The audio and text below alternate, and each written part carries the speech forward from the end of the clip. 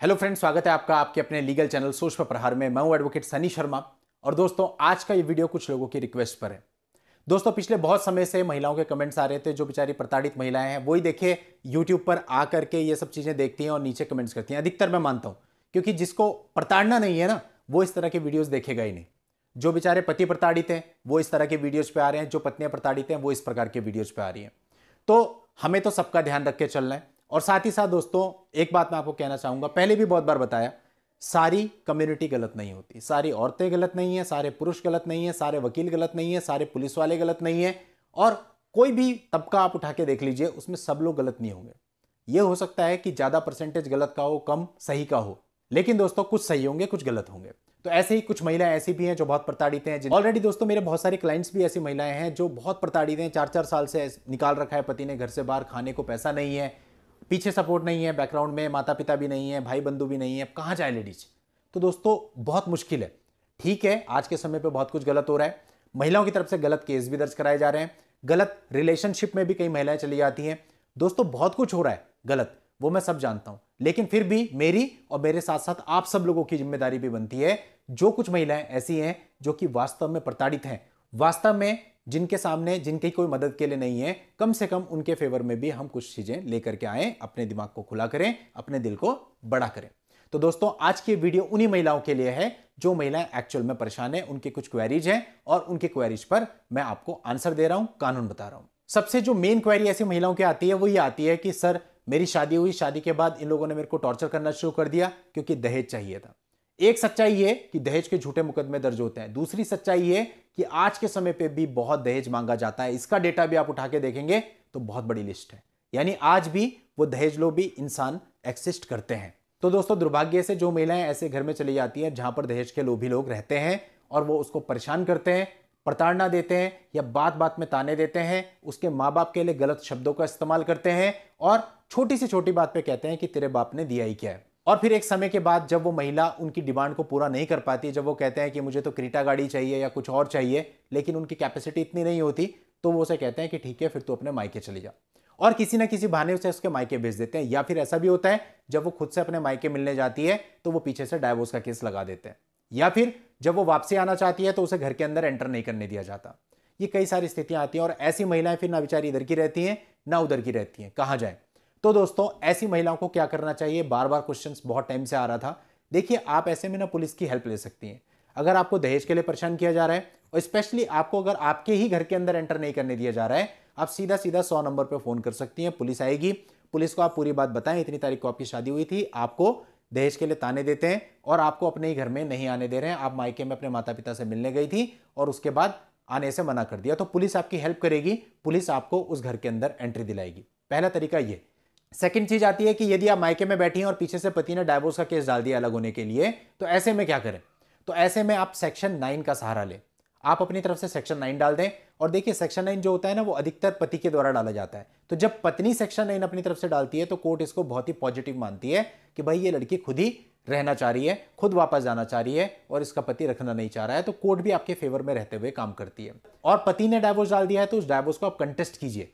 आप बताइए कि आपको डाइवोर्स नहीं चाहिए, वो अननेसेसरी डाइवोर्स दे रहा है क्योंकि उसकी दहेज की मांग पूरी नहीं की गई है। अब दोस्तों इसके अलावा हमारे पास दहेज के मर्डर के केस भी काफी आते हैं, 304B वाले, जहां पर लड़की को मार ही दिया जाता है। अब मारने के दो तरीके हैं दोस्तों। एक तो लड़की को इतना परेशान करो परेशान करो परेशान करो दहेज के लिए, और जब वो दहेज ना ला पाए तो उसको मार दो, या उसे इतना परेशान कर दो कि वो खुद ही फांसी का फंदा लगा ले। दो सिचुएशन आती है, लेकिन दोनों ही सिचुएशन में जान लड़की की जाती है। और ऐसे में दोस्तों लड़की के माता पिता क्या करेंगे, उनके पास कोई ऑप्शन ही नहीं होता क्योंकि बच्चा तो उनका चला ही गया। अब केवल वो एक मुकदमा दर्ज कराते हैं और उस मुकदमे में आपको पता ही है कितने सालों लग जाते हैं, न्याय मिलना बड़ा मुश्किल हो जाता है। तो ऐसी सारी लड़कियों को जो इस तरह से प्रताड़ित है, मैं यही कहूंगा कि अगर आपके साथ इतनी प्रताड़ना हो रही है तो बेहतर है आप उस प्रताड़ना को सहे ना और तुरंत उसकी रिपोर्ट कराएं। कहीं ऐसा ना हो कि वो दिन आ जाए जब आपके साथ कोई दुर्घटना घट जाए। अब अगली बात मैं आपको यह बताना चाहूंगा कि यदि आपके पति ने आपको घर से बाहर बहाने से निकाल दिया, किसी भी बहाने से आपको मायके भेज दिया, कहीं और भेज दिया, और जब आप वापस आई तो आने से मना कर रहा है। अब पति का शहर अलग है, आपका शहर अलग है। अब आप उसके घर में आना चाहती हैं, वापस आई, आप अपने घर जा रही थी, वो कहता है नहीं मैं घर के अंदर तो नहीं आने दूंगा। अब चूंकि शहर उसका है तो जाहिर सी बात है, जहां पे जिसका शहर होता है वहां पे उसके 10 रिसोर्सेज होते हैं, 10 लोगों को वो जानता होता है। अब आप पुलिस बुलाती हैं, पुलिस भी आपकी मदद नहीं करती, पुलिस भी पति का साथ देती है, क्योंकि पति का अपना एरिया है, पति वहां पे सबको जानता है, तो पुलिस भी पति का ही साथ देती है, आपका साथ नहीं देती। अब क्या करें? अब आपको अपने राइट्स का इस्तेमाल करना है। वापस जाइए अपने मायके में, सेक्शन 9 फाइल कीजिए।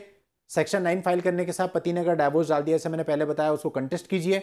इसके अलावा एक डीवी का केस डालिए। डीवी के केस में सारी घटनाओं को उल्लेख कीजिए और साथ ही अपने रेसिडेंशियल राइट को क्लेम कीजिए। रेसिडेंशियल राइट का मतलब होता है कि जिस घर में आप शादी के बाद गई, उस घर में आपके रहने का अधिकार है, तो आपको वो अधिकार दिलाया जाएगा। और कुछ मामलों में ऐसा भी होता है कि कुछ लड़कियों के पास उनके छोटे छोटे बच्चे भी होते हैं और पति इतना क्रूर होता है कि वो बच्चों के बारे में भी नहीं सोचता। 1 साल का, 2 साल का, 2 महीने तक के बच्चे मैंने देखे हैं लड़की के हाथ में।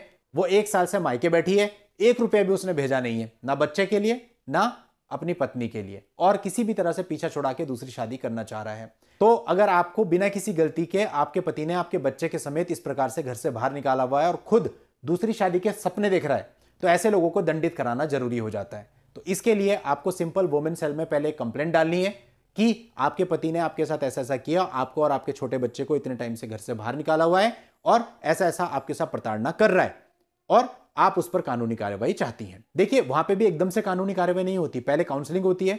वो आपके पति को बुलाएंगे, समझाएंगे, आप दोनों को समझाएंगे बल्कि, कि आप अपना घर बसा लो, ये छोटा बच्चा है, इसके भविष्य की सोचो। लेकिन उसके बाद भी अगर आपका पति नहीं मानता तो आप उस पर कानूनी कार्रवाई करवाएं। बस एक ही रिक्वेस्ट है कि मिसयूज ना करें। जो आपके साथ हुआ है वही आपको वुमेन सेल में लिखवाना है। ऐसा नहीं है कि बड़ा चढ़ा के आपने अनावश्यक रूप से पति के भाई को भी फंसा दिया, बहन को भी फंसा दिया, ऐसा नहीं। जिसने आपके साथ गलत किया है केवल उसका नाम लिखवाना है। अगर पति ने गलत किया तो सिर्फ पति का, पति ने, सास ससुर ने गलत किया तो उन तीनों का, और अगर ज्यादा लोगों ने गलत किया तो उन सबका। लेकिन ऐसा बिल्कुल नहीं करना कि 2 लोगों ने गलत किया और आपने 10 लोगों के नाम लिखाए। ये गलत है, इथिकली भी गलत है, मॉरली भी गलत है। अपना राइट मांगना है लेकिन सही तरीके से मांगना है। इसके अलावा आप अपने और बच्चे के लिए मेंटेनेंस भी क्लेम कर सकती हैं पति से, अगर उसने अनावश्यक रूप से आपको निकाल दिया है। आप वर्किंग वुमेन नहीं है, ऐसा भी नहीं करना है कि आप वर्किंग वुमेन है, आपकी अच्छी खासी सैलरी है, आप अपनी जॉब को छुपा करके उससे मेंटेनेंस मांग रही हो, ऐसा नहीं करना है।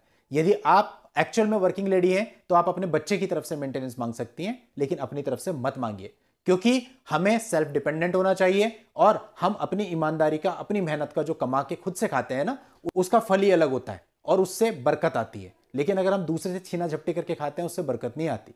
तो जो राइट है, देखिए, बच्चे का, बच्चे को तो उसको देना पड़ेगा क्योंकि बच्चा उसका भी है। तो बच्चे के लिए आप मेंटेनेंस क्लेम कीजिए, अपने लिए मत कीजिए। यदि आप एक्चुअल में वर्किंग लेडी नहीं है, आपके साथ प्रॉब्लम है, तो आप अपने और बच्चे दोनों की तरफ से मेंटेनेंस क्लेम कर सकती हैं।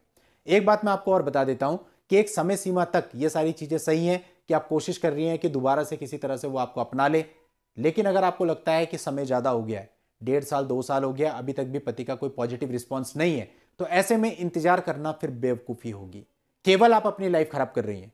तो ऐसे में आपको ऐसे व्यक्ति को छोड़ देना चाहिए, अपने राइट्स लेने चाहिए और उसके बाद इससे अलग होकर के अपना नया जीवन शुरू करना चाहिए। तो मैंने कोशिश करी है कि मैं उन सारी महिलाओं को वो सारी चीजें समझा सकूं जो उन्हें करनी चाहिए। बाकी अगर आप लोगों के कोई क्वेश्चन ऐसे होते हैं महिलाओं के, तो आप मुझे कमेंट कर सकती हैं, मैं देखूंगा, समझूंगा। मुझे लगता है इस पर वीडियो बनानी चाहिए, तो आप लोगों के लिए मैं एक वीडियो भी बनाकर ले आऊंगा। तो चलिए, आज की इस वीडियो में इतना ही रखता हूं। नेक्स्ट वीडियो में नई लीगल जानकारी के साथ मैं आपसे फिर मिलूंगा। तब तक के लिए goodbye and thank you for watching. Take care.